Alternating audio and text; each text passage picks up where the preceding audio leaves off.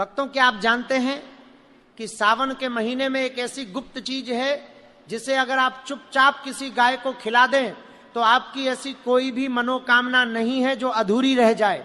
लेकिन सावधान रहें, क्योंकि 90% लोग इसे खिलाते समय एक ऐसी भयंकर गलती करते हैं जिससे पुण्य मिलने के बजाय उनका पूरा घर बर्बादी की कगार पर आ जाता है।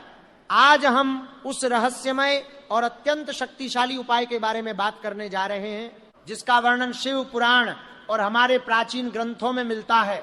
सावन का महीना महादेव का सबसे प्रिय महीना है। इस महीने में ब्रह्मांड की ऊर्जा अपने चरम पर होती है। इस समय किया गया कोई भी उपाय कभी खाली नहीं जाता, लेकिन वह एक गुप्त चीज क्या है और उसे खिलाने का सही तरीका क्या है, यह सब मैं आपको विस्तार से बताऊंगा। पर उससे पहले यह समझना बहुत जरूरी है कि आखिर सावन में गाय माता का इतना महत्व क्यों है और वो कौन सी गलती है जो आपको भूलकर भी नहीं करनी है। वीडियो के बीच में मैं आपको वो गुप्त चीज भी बताऊंगा, इसलिए बहुत ही एकाग्र होकर मेरी हर एक बात को सुनते रहें।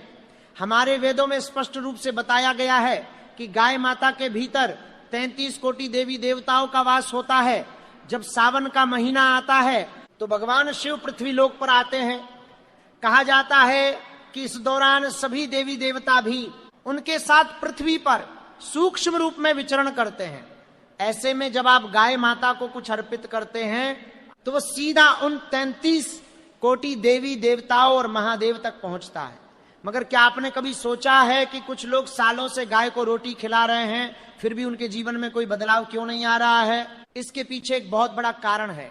वह कारण है अज्ञानता। बिना सही नियम जाने किया गया कोई भी कार्य पूर्ण फल नहीं देता।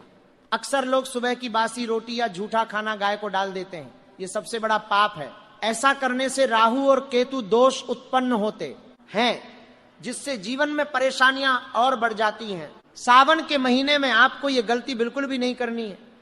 आपको जो भी खिलाना है वो एकदम शुद्ध और सात्विक होना चाहिए। अब बात करते हैं उस चमत्कारी रहस्य की जिसके लिए आप सब बेताब हैं। सावन के महीने में जब भी आप घर से बाहर निकलें और आपको कोई भी गाय दिख जाए तो ये समझ लें कि साक्षात महादेव ने आपको दर्शन दिए। लेकिन उस गुप्त चीज को खिलाने का एक खास समय और नियम है। वह नियम क्या है, आइए गहराई से जानते हैं। सबसे पहले आपको स्नान करके स्वच्छ वस्त्र धारण करने हैं।